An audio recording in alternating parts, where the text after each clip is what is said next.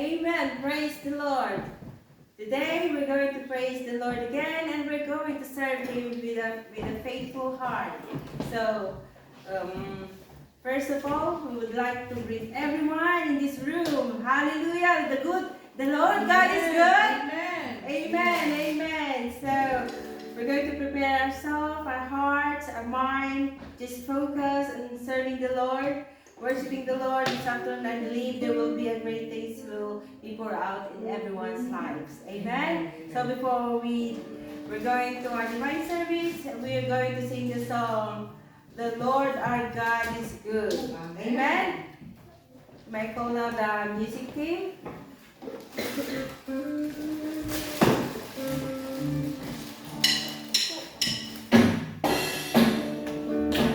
Let's clap our hands.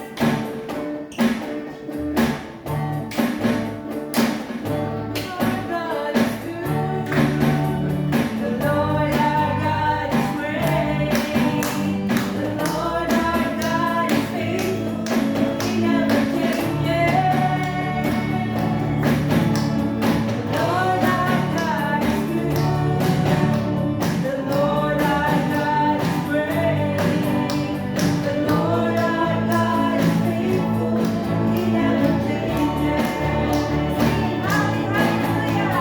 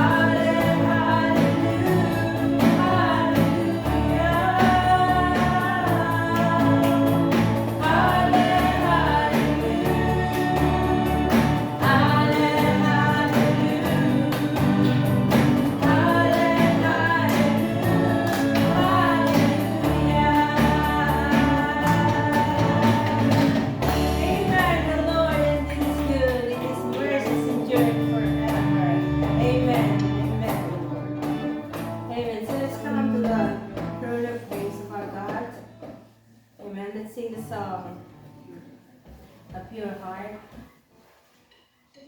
Yes, Lord, we come into your presence, Father God, humbling ourselves and lives unto you. As we commit ourselves, Lord, we trust in you and we're going to do this afternoon. We thank you, Father God. Yes, Lord Jesus. Yes, Lord. Yes, Lord.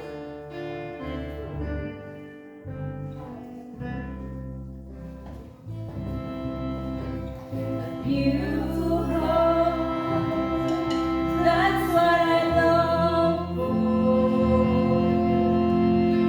Hearts that follows heart after thee.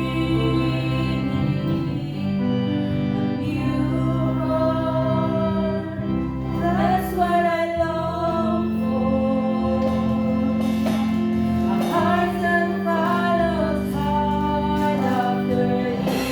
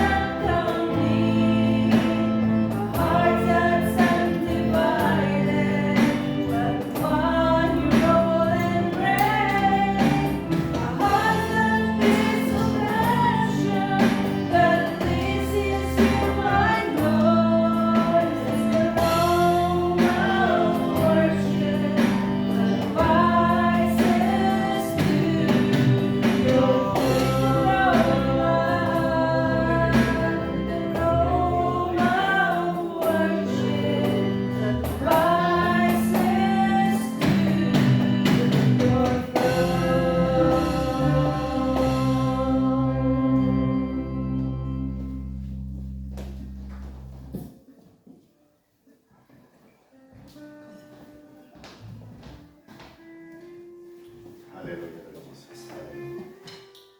Meday tayo may tatanong ko, pitili doon daw at inimbolong titilang ni Lord Jesus. At tunay kami wapo ngayon may Lord God at dayaw kanyang pitulong dawan. Amay talag ngayon kinakatibiyang tunggal may solot kat kami tileto, Lord God nga gumlo. Tileto nga oras, Lord God, tileto kong dawan. Basta may tuwapo, nagiti anak mo Lord God, nga buy-buya, kan makangkangay, kung nagiti ni Espiritu na unang isa sa o. Idapon nikin ka, Lord God, tibiyang tunggal may sa. Taligiti ka di wapo, yung kami adalin sa soong kita kadi Lord God nga may ikan tunggal may sa kana kami. Kaya tamat may paayo Lord God nga pagbiyagan niyo wapo di spiritual life. For Lord God, sa ng tarabay ng bendisyon tunggal may sa Lord God. Kita ramid mi, i-commit mi ken ka Lord God. Yaman ka mo ulit yan, tayo pa tinakat mga pesos.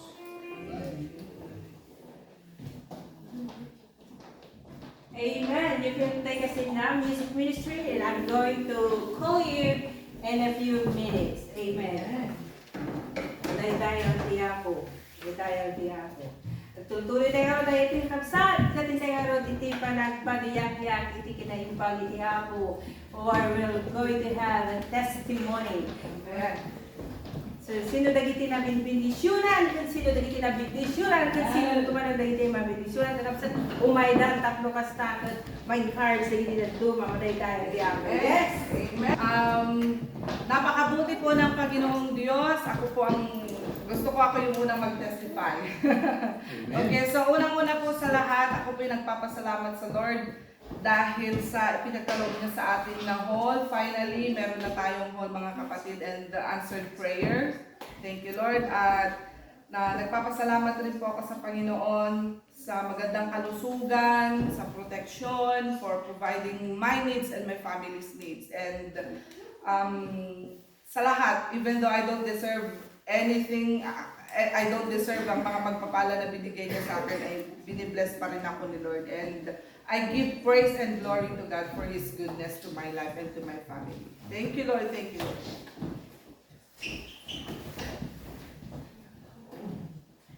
Amen. Huwag nila una ay tinubsat. At sa katunayan nga, tayo lahat ay nanalangin at hinintay natin ang exact o yung perfect talagang time na binigay ng Panginoon. Amen? So, let's keep on praying. Never get tired of praying because God knows the needs of His people. God will provide all His needs because He's a great provider and He will leave us nor forsake us. Amen? Are you agree with that?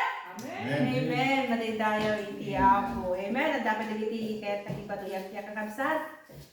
May kayo, dapat ikong taway nyo, tap na doon tumanan iti benediction ti ako kada kayo. Amen. Nawanan. Alawan kat anak dahil ng tower, I just want to get this opportunity to testify also the goodness of God. He is a great provider in our lives, and especially when He meets our needs, He always provides, and also He's giving us a good health. Tapi tidak kala paduyak-yak ming kapsat, at dati kapsat ming at kasapulan ti finances ket kunana ilayaban da kano isuna nga maysa nga agtrabaho kas ti trabaho ti gobyerno ket saan na nga di-deserve dahil jay kakabsat ka trabaho ngem iti apo amuna pagkasapulan dagiti anak na. So naalay suna, napili suna without knowing that he is qualified. So God is good. God is good all the time. Amen. Amen. Okay, tayo nga rin ti panagitid karon dagiti daton tayo ay kakabsat. Manipo di jay 2 Corinthians ko na jay nga numangtid tayo, mangtid tayo nga sila ragsa.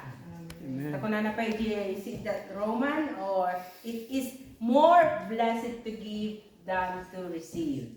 Mati kay kakabsat? Okay, pati ano din tayo kumantay ti maysa kanta kabsat kabayatan nga tayo ko na iti daton tayo para iti ako.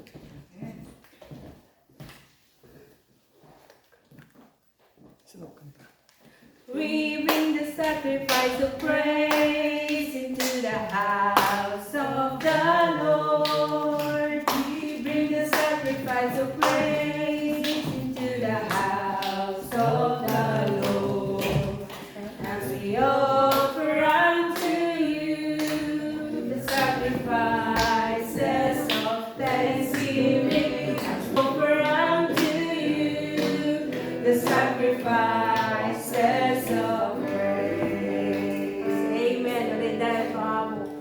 God, we want to say thank you, Lord, for this opportunity that you have given unto us. We bless, Lord Jesus, that may you bless all that finance, especially, Lord Jesus, this gift that comes from your people, Lord. May you bless these hands who we're going to use, Father. Give them wisdom, Father God, so that they can use powerfully and for your glory and Lord. May you bless our job, Father God. May you bless our health. May you bless our employer, Father God, because they're the one that's the source of our income, Lord Jesus. May you bless also your people, Father God, because we believe, Lord Jesus, that you are the God of multiplication. You are not the God of subtraction, Father God, when it comes to financial blessing, Lord. We thank you, Father God. We bless your name. We give you glory, we give you honor, we give you praise. In Jesus' name we pray. Amen. Amen. Are you ready to praise the Lord? Are you? Amen. Okay, amen. So gana tayo that comes up, we're going to sing the song, all those songs that our sisters have been prepared, and we're going to clap our hands, we're going to dance, we're going to jump, whatever the Lord will lead you, you can do it for His glory. Amen. May I call on the music team? Amen.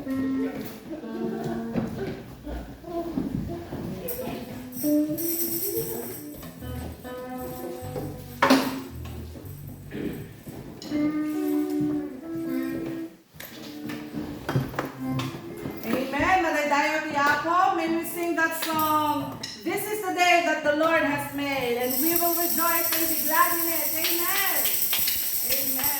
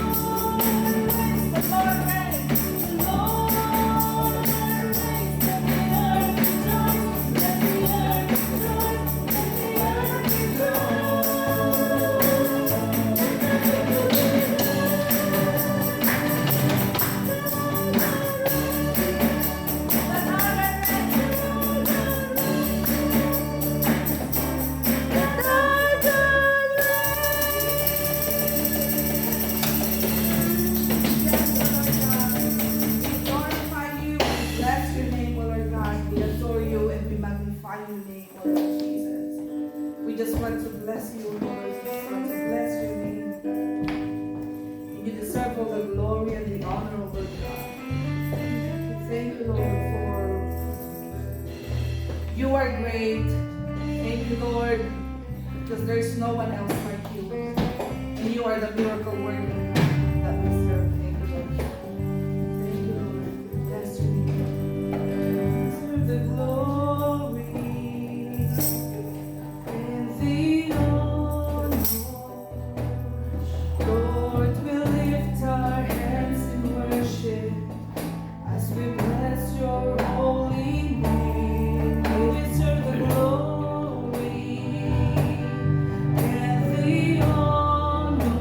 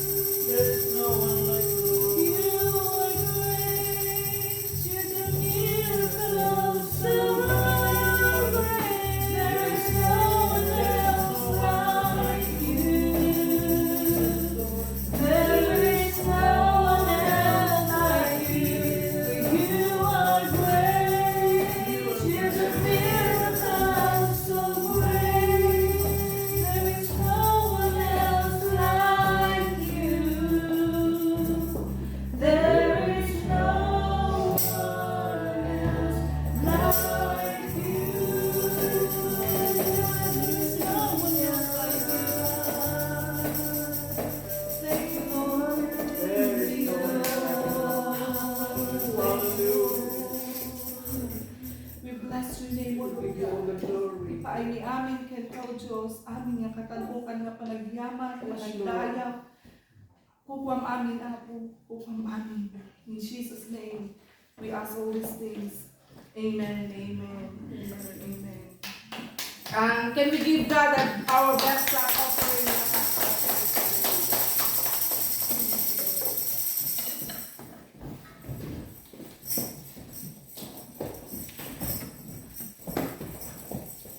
Amen. Are you all blessed? Amen. Amen. Why no one is responding? Amen.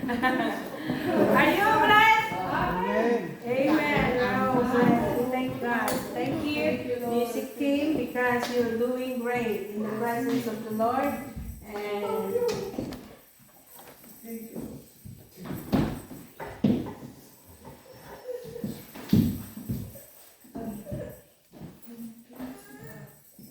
amen. Amen. So let's just prepare our hearts for the word of God. And our dear pastor, we're going to share God. So let's open our hearts, let's open our ears at the same time. And if you want to use your the left ears, you should close the right one so that it's not going to go out. So if you want to receive the word of God, do it properly. Let it go, all those distractive things. Remain focused, and I believe that God will do something great in everyone's life. Amen? So let's call now our dear pastor, Pastor James, because he's the one.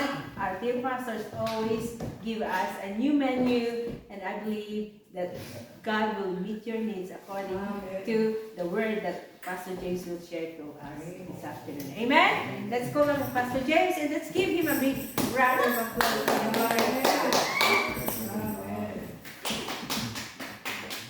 Thank you, Sister Hannah, for this another wonderful privilege to share the word. I'm going to share you. This is not actually a new menu, but It's a fresh.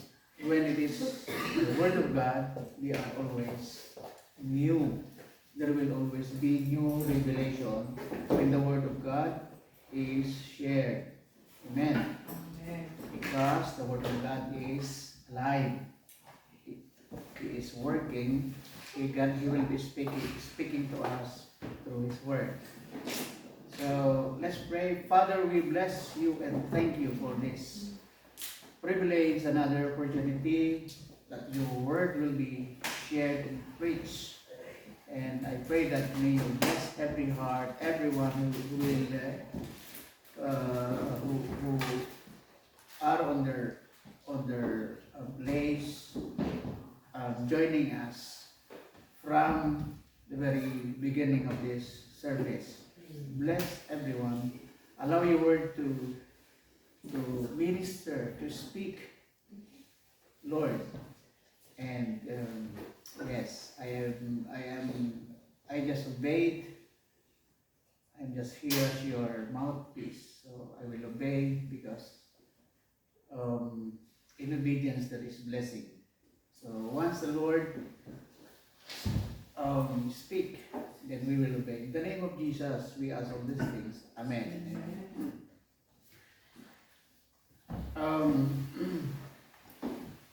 I am trying to prepare. I'm trying to start to prepare about the message entitled or about the victory. But I think I will do that next time, as I am prepared to as it is, because our first Sunday in this building, in this venue, I am being led to discuss or talk to you in the verse chapter 10 and verse 25 in the book of Hebrews, which is in Tagalog. It says here, at huwag kaligtaan ang pagdalo sa ating mga pagtitipon gaya ng ginawa ng ilan, kundi palakasin ang loob ng isa't isa. Lalo na ngayong nakikita natin na lalapit na ang pagdating ng Panginoon. Amen. Can anyone just monitor Pastor Estrella? I think she's on her way. Amen. I will read it in Tagalog, English as well. Let us not give up. Let us not give up meeting together, as some are in the habit of doing, but let us encourage one another, and all the more as you see the day approaching. If I'm going to bring this into a Sunday school, and I'm going to ask everyone, what would you want to be the title of this verse? Okay? Let us not give up. Hanyong aliwayan, sabi ng Ilocano. Saan yung aliwayan, hindi pa nagpitikon. So from this verse, what is the closest theme that you would want to put? Okay? If we were in Sunday school, I will ask this. Okay, let me present to you this theme or title of the message, Christian Fellowship. You know one day, the feet, no, I'm going to talk about the body has many parts. One day, the feet said to the mouth, he said, even to the eyes, he said, you are both the luckiest thing on earth. Don't you know that there are marites over there? They discuss about mouth. They discuss about the beautiful eyes and mouth.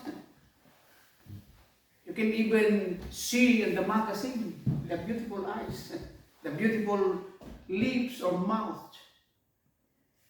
And he said, and the feet, yung paa, tuloy ang kanyang pagreklamo, sabi niya, you are forever getting the best of me. Here I am running around all day, wearing myself out, and all of the sake of your eating, all of the sake of the passion. The feet start to complaining. Yeah, can you imagine? He will go for the part-time, running here, running, get the bus for the sake of food. That is his concern. You are lucky. Start complaining. And you know what? The mouth said to the feet, don't accuse me, mister. How would you like it if I stop eating so that you could stop running around? No. Okay. In other words, again, if you remember, I posted one day that we need to find who is the head, who is the feet, who is the eyes, who is the mouth, as one body, as the church. Amen? So we need to stop. First, we need to discover our gift and talent. Where will we be? Like the musician, they are happy playing the musical instrument. I am really admire and salute them, their dedication of that area, because not all of us are good to that. Hello, some are teachers, some are good at this and that. So this is very important to know that in the body of Christ, that is what we call. We will carry on the topic fellowship. So it is very important, my dear brother and sister, that that in our life it is very important to have this fellowship. Meaning, you're looking for somebody to fellowship with. Why? Because our our spiritual growth, our spiritual growth depends a great deal upon times of fellowship with God. And two things, upon our fellowship with God and the other believer in the body of Christ. So it depends on what group are you in, what kind of people are you with. Thank you, Lord, that we have many teachers here that are teaching us about how discover this, how to interpret this, all of that. So we grow. Amen.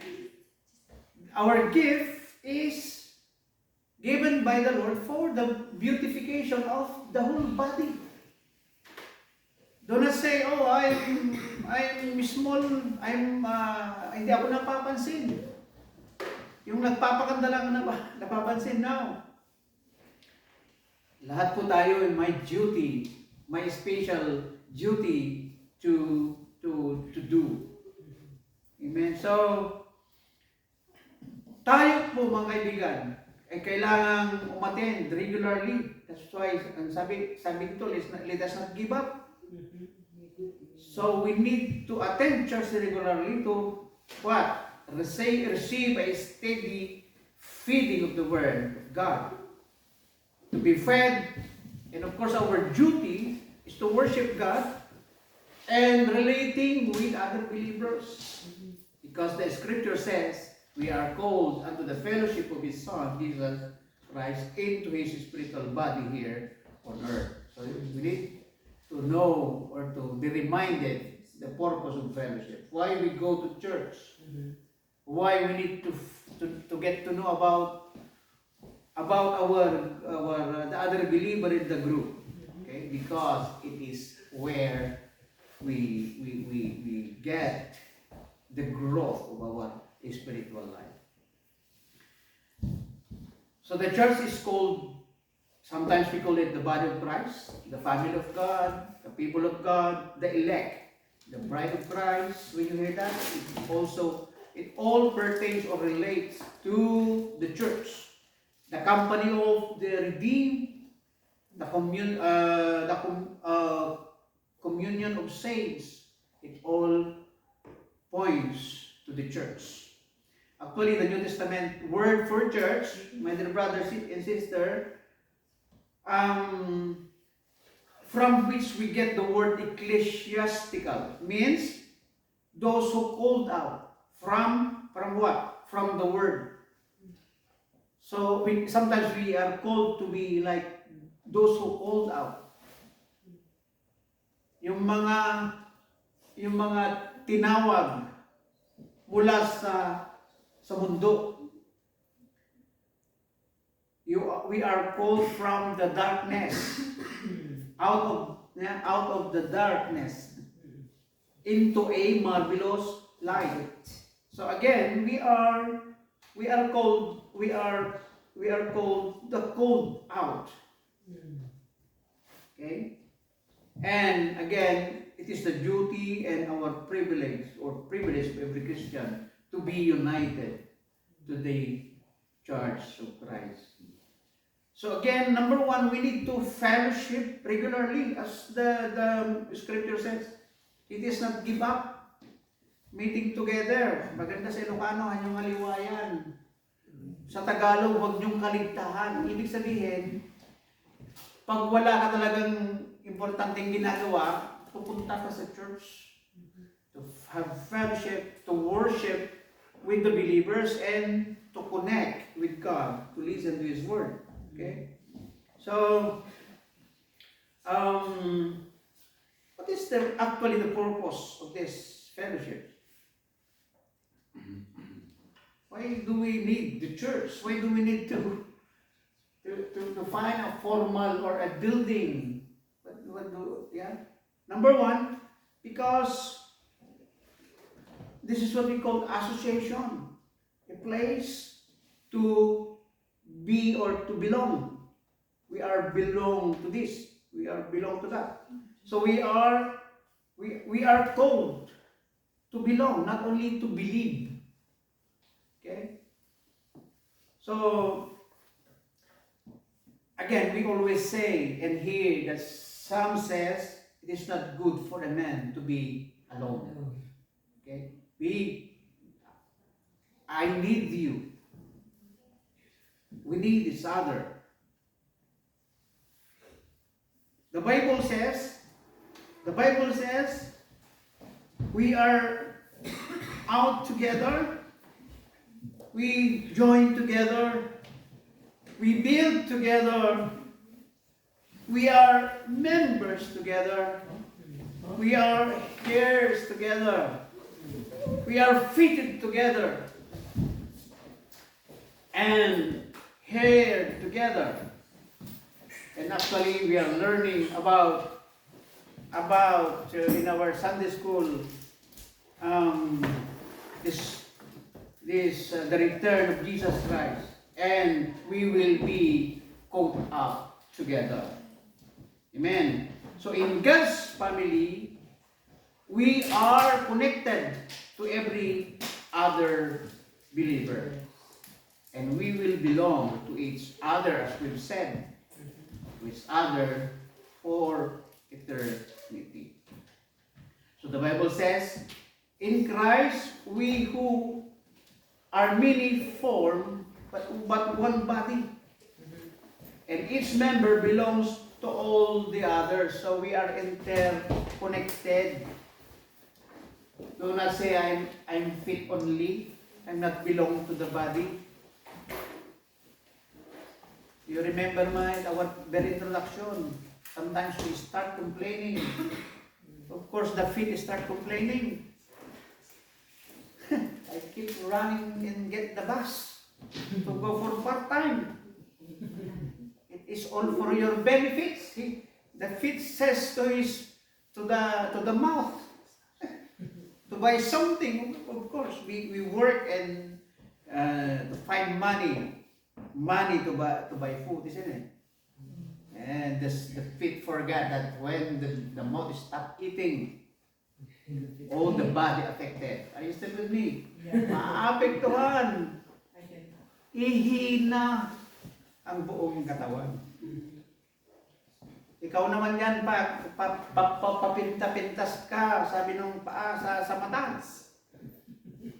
Minsan nagtampo yung mata. Sige nga. Sige nga. I will not open my eyes all the day. Oh, anong mangyari? Nabangga sila. Oh, see? Are you getting what I'm saying? That this body is really is formed in one for a good purpose, para makita mo yung beauty, yung kanyang kaseksihan. O sabi ng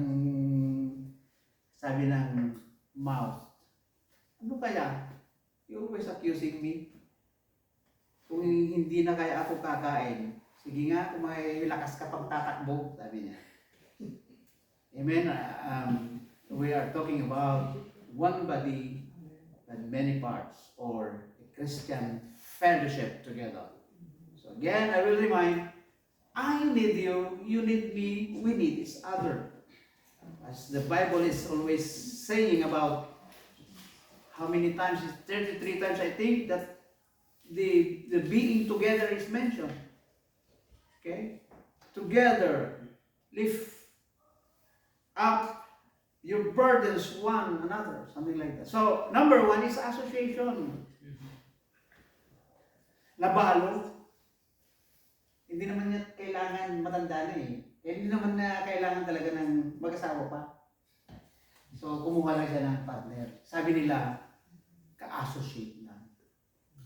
In other words, mahirap kasi ang nag-iisa, kailangan meron kang kasama sa buhay. Pag ganun pa man, yun yung example natin sa mag-asawa na naririnig natin. Association lang yun. Kinuha lang niya yun kahit may medyo kayo doon na. Pero ibig sabihin, kailangan naman natin magiging wise on that side. Okay? Anyway, meron naman tayong Christian fellowship where you can you can share yung mga struggle sa buhay. We trust each other about this. We pray each other. Magpalakasan tayo sa bawat isa. So, let us not give up. Yan itong tema, hindi natin lalayuan yun. So, number 1, the purpose of fellowship. Number 1, association. Number 2, edification. To edify. This means to instruct, to improve, or to build others up. Din sinasabi natin. To build others up in the essence of love. Amen? In other words, it plays to support. Amen? So, we need to take note of that. Take note of that. We organize, we are here all together. One of the purpose of the church or the fellowship is edification. Para mayroon tayong katuwang, katulong, pagsumbungan. May nagpipray sa atin. Hello? Merong nagpipray sa atin, meron din nagpapapray sa atin. Meron tayong pagsusumbungan. At tamang-tama yung tao pag pupuntahan natin. Kasi alam natin tutulungan at tutulungan niya tayong sa kanyang advices. Amen? Hindi yung kung saan-saan lang tayo tatakbo. Okay? Titingnan natin yung concern ng bawat isa at saka yung sa church, sinasabi natin kanina, dito yung nag-build up yung spiritual muscle. Kaya natutuwa nga ako hindi, iwan ko lang, sobrang tuwa ko doon sa effort na ginagawa ni Uncle Zacarias sa Brother Alba doon sa piano. Yun yung passion nila eh. Kung ko maitang. Itapon na. Di ba? Plano nyo, itapon na yan. Pero they want to try their best. Kumbaga masaya sila. Naghanap sila ng spare parts. Kung pwede bibili ng pag nag-success yun, sobrang tuwa nila. Pero tawag yan, tuwang-tuwa yung puso ko na nakikita ko yung ginagamit mo yung gift mo talaga with yung passion mo eh. Masaya ka dyan eh. Hindi na tayo gagamit ng mic. Hindi na nga tayo pinapakinggan eh. I appreciate that. I'm really happy. And you are a blessing. It's a blessing to have you all. Okay, education. So, ang gandang tingnan yung meron kang kasama, meron tayong invite. You're looking forward to invite. And we need to identify ano bang level ng kanyang spiritual life. Bago ba siya o ano na. So, kailangan. So, ang ganda pong tingnan yung na-guide mo hanggang ma-mold siya, hanggang lalalim siya, mag-grow siya, hanggang ma-obtain niya yung Christ-likeness. Wow! Magte-testimony niya na rin. I encountered God. I enjoyed worshiping the Lord.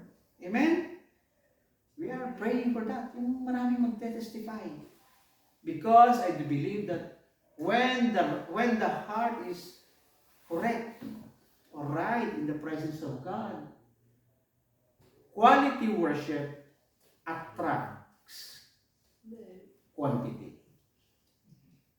Again, quality worship, when we worship earnestly and hindi po yung fake, genuinely to the Lord, it reflects and it attracts quantity. Ibig sabihin, dadami kayo kasi ang sarap ng worship. How do you like that? When you invited someone and the person you invited in will say, I am ministered. I felt the presence of God during this and that. Amen? So, yun yung mga tinitignan po natin. So, the purpose of fellowship, association, a place to belong. Number 2, edification, a place to support. Number 3, celebration. Ito sinasabi natin kanina, a place of worship. Okay? This is very self-explanatory. We worship together. Right attitude. We will follow the principle of the Bible. Amen. Should be Christ-centered. It should be the name of the Lord only. We need our name. Okay? Our name. I'm thinking about, we will make a post or banner and we will put on them someday. We will do that. So many Filipino people are looking for fellowship. Okay? Celebration, a place of worship. Okay? Then number 4, of course, we always think about discipleship. When we say discipleship, a disciple means a learner, a student. You are looking forward to have a training. So number 4 is training, a place of discipleship. It's like we will be passing the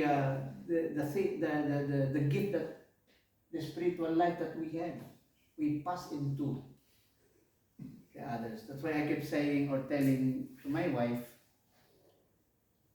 and I think she don't get it the very first time. I said, start passing your gift for the children. Start having time together to cook together, because that is your gift. So you pass it on. Amen. So with here, those musicians, we start passing to the others of our gift. So your gift, this is what we call training or disciple. O, tututukan ko siya ang disipulo ko. Amen. He plays. Actually, this is our cycle. Go therefore and make disciples of all nations, baptizing them in the name of the Father, the Son, and the Holy Spirit. Teaching them. This is what we call training or discipleship. Teaching them to observe all that I commanded you. And lo, I am with you always, even to the end of the age. Okay? So, Jesus showed the importance of discipleship. Okay? By choosing some of them. So, what is the meaning of this disciple or discipleship? This is the point, or this is the process of bringing people to Christ. Growing them in faith towards Christ-like maturity. And train them for the purpose of service and spiritual multiplication, resulting to the glory of God. We train them for the purpose of service. O, kaya mo na yan. Beginner ka lang noon. You still remember that I am so touched with one of the part of the message of Sister, yung speaker last Sunday. Sabi niya, nag-inom lang daw ba yung nag-a-addict? Yung mga sinirang nila, kinonvert siya ni Lord, sila na yung the best na ginagamit ng Panginoon. So, from nothing to something. Okay? From wala kang alam mo na ngayon yung service to God. And last one, number 5 is, of course, ministry. A place of service. Okay? Hindi tayo lumalayo doon sa one body has many parts. Not giving up meeting together is very important. The purpose of that is to encourage one another ministry. So it is our responsibility, my dear brother and sister, not to neglect the gathering together of the saints in corporate worship, to be under the nurture and discipline of the church, and to the activity involved as witness in the mission of the church. So the church is not so much what you call organization. It is made up of living parts. So just as a human body is organized, as we mentioned earlier, to function in unity by the co-working and co-dependence of many parts. So the church as a body displays unity and diversity. So though ruled by one head, sino yung pinaka-head natin? Christ. It is ruled by one head. That's Christ. The body has many members, each gifted and endowed by God. To what?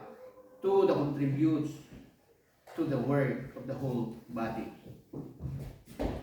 And you know, there are many venues in our ministries where we can fulfill our Christian duties. Panghuli, can you help me read Acts 2:43 and 2:47, kahit dalawa lang. The result of fellowship. The result of fellowship in the early church. This is just an example. Or Acts 2. So number 1 is 43. Number 1 is number 1 result is a fear of God. 2:43, please. At ang takot ay dumating sa bawat kaluluwa at ginawa ang maraming kababalaghan at tanda sa pamamagitan ng mga apostol. Okay. At yung takot, a fear of God. Then Acts 46. Ang susunod na result dito ay joy. Ibasa 46. Verse And 40. they, continuing daily with one accord in the temple and breaking bread from house to house, did eat their meat with gladness and singleness of heart. Gladness. Big gladness. Yeah, this is joy. Then 47, it is another result of big fellowship, favor with all people. 47. Praising God and having favor with all the people, and the Lord added to the church daily such as should be saved. So another result of fellowship, addition of new believers. Amen. Amen. For 19 of Philippians, kabisado na natin yun. All needs supplied. All needs supplied. And panghuli, 1 Corinthians 16:15, it is an emergence leadership. We can tell more about this, but again, we will not be going so far about our text. Hebrews 10:25, I will repeat, and we will be closing down this into prayer. Let us not give up. Meeting together. Huwag nating kaligtaan. Sa Ilocano, nagpintas. Hantay yung liwliwayan. Hantay yung maliplipat. Hantay yung liwliwayan. Okay, as some in other habit. And I like the purpose there. But let us encourage one another. So, the purpose of fellowship there, you truly go and have fellowship. The function of the church should observe this. This is all the message for the day. May God bless us all as we start the fellowship. May we continue to be reminded about the purpose of the fellowship. Why do we need to gather? Why do we need to sacrifice? Why do we need to give all sacrifice for God's glory? Amen. Then until makakapag-produce tayo ng bunga. Ang gusto ng bunga yung ng Lord is yung eternal fruit. Eternal fruit, hindi lang yung yung eternal fruit. Pag may kaluluwa, bagong kaluluwa, naligtas, may gustong mag-suicide na palakas, nakakilala sa Panginoon. Ito yung mga fruits natin. So we're looking forward, we are dreaming, we are visioning about things to happen for the glory of the Lord. May God bless us all. I think someone will come and lead us there. Amen. Wonderful message of the Lord. And iti dahito nga gundaway kakabsat intayo iti pananglagip manan iti sakripisyo ni Apo kada tayo iti cross Calvario ket habang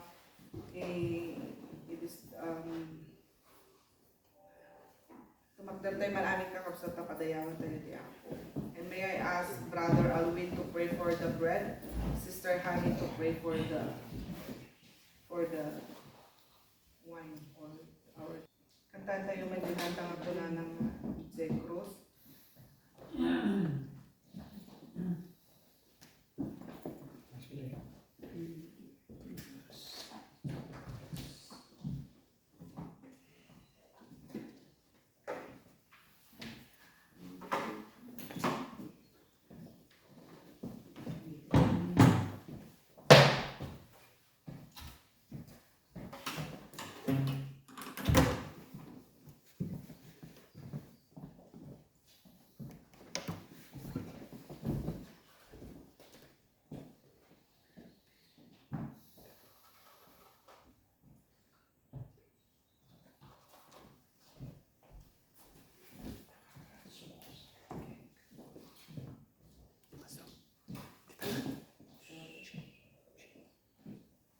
Pray ni Manong Alwin.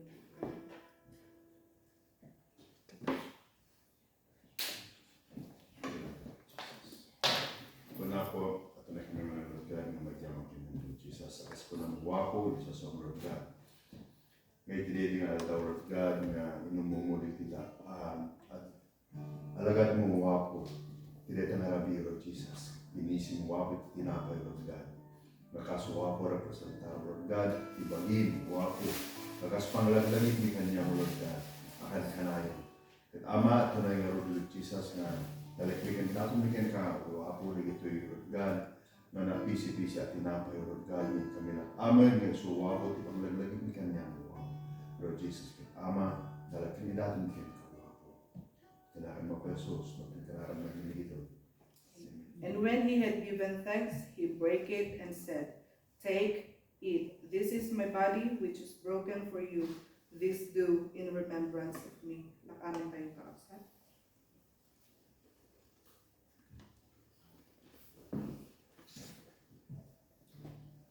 Kati ka nagkararag, sa natin nga numunti po pa. Idayan na ka ako itanok Itagani ako, titi ako pa o Diyos na simbolo ako, itidarang managayos, iti ay cross para ka. Ang yaman kami o Diyos, dito ako madaray, so ako tinangugas ka na itibasol mi. Inayat na kami ako, kabayatan, nagbibiyag kami itibasol, iti dyan makita ako. So kasama iti kinamatalog mo kasi kinadakkel iti panagayat mo kata kami. Ito Diyos, kitawin mi kayo tutuloy nga kahit ang ayat mo ako. Tutuloy nga sa pagkarap itong kalmay sa tatlo ako.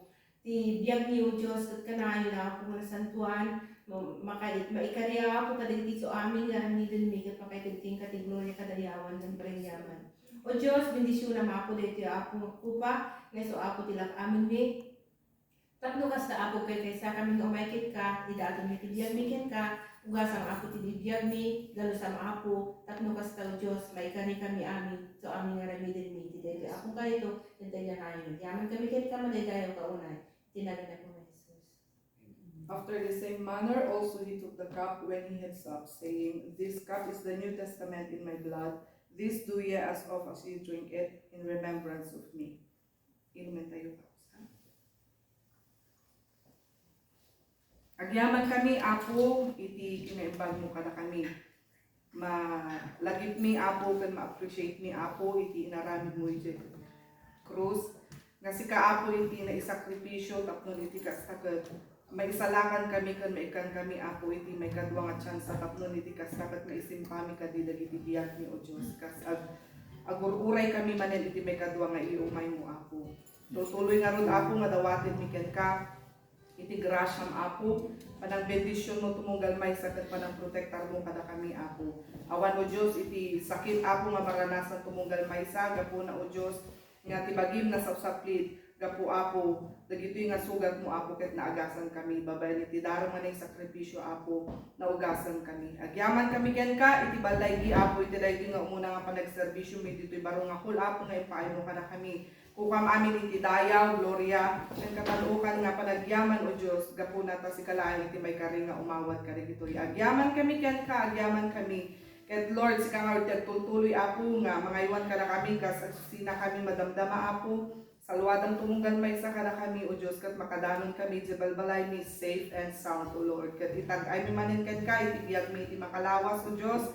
Nga si katigan kanayon nga mangiturong kada kami, iti kasayaatan, kan magprotektar kada kami, Apo. Iti salon at dawatin mi ken ka, itutuloy ka din nga ipaay mo kada kami, iti napintas nga salon at tapno makapagtrabaho kami, Apo.